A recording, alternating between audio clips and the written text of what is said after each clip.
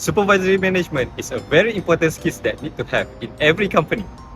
So without wasting any time, let's interview the supervisor in the Hasif Family Pharmacy. Let's go.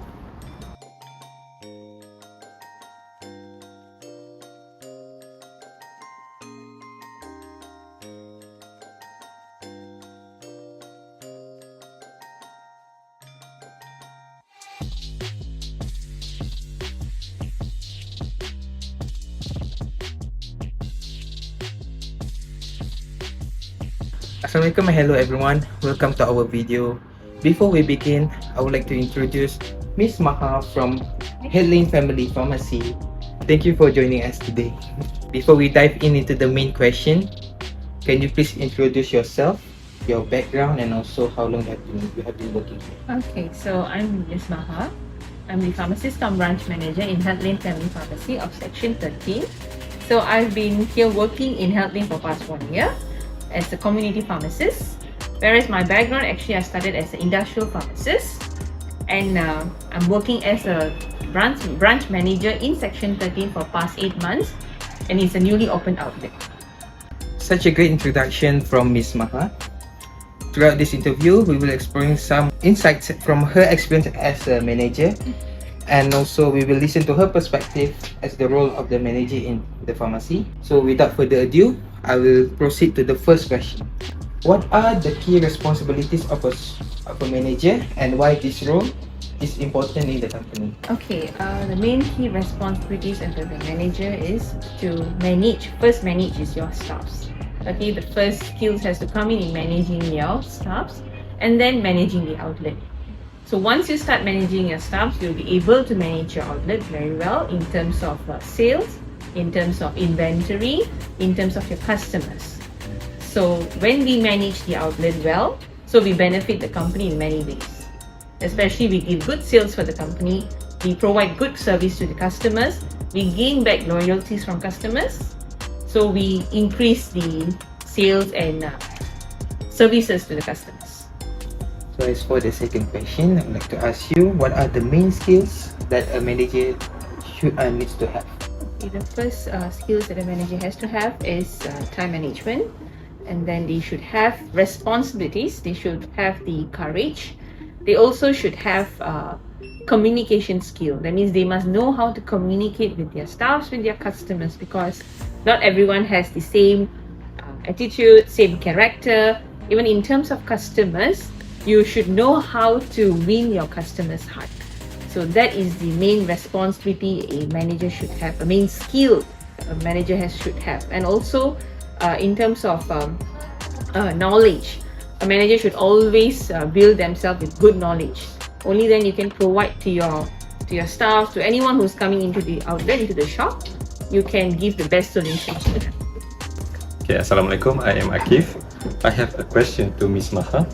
So, what are the challenges that you face as a supervisor, and how do you address the challenges? Okay, we are in the community pharmacies. Our main challenge would be always customers.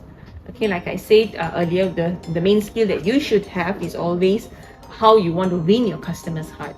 So there are different types of customers, from the nicest person to the not very nice people who walks into the shop. So you have to speak to them in a moderate way, and you should not increase your voice or increase your anger or put your emotions at first. You should always bring out your knowledge out, and you should know how to talk to them. So in challenges, I would say we have in customers, we have it in managing our staffs. So managing our staff meaning that we have various attitude kind of staffs, okay, in managing employees.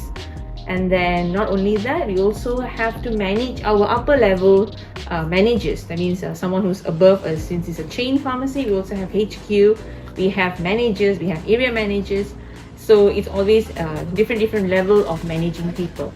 And then are there any other challenges in terms of items or products in the store? Like you have to manage your items are not short expired, and you have to make sure items are moving out. It should not be stagnant. So you have to come with various ideas to do sales. So the next question to Ms. Maha, what strategies that you find the most effective in motivating and engaging employees?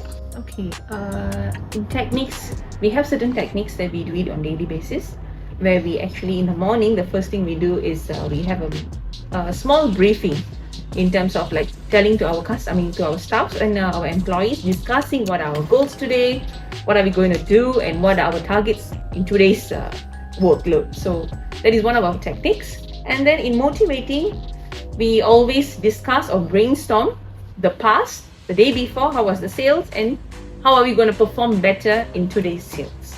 So that is how is our technique working on, and I find it works well because we gather up our staffs and we discuss, so we get each and everyone's idea, so we give the freedom of speech in the morning. Thank you. Okay, next question. How do you handle performance issues or underperforming employees within your team? Okay. For example, when we have that kind of employees, first thing myself that I do is I speak to them in person. That means I don't scold them in public, but when it happens, I speak to them in person and correct them what are their wrongdoings in their task, in day-to-day tasks. And also we also have like yearly appraisal and 6-month appraisal. So during the appraisal, we actually go through a brief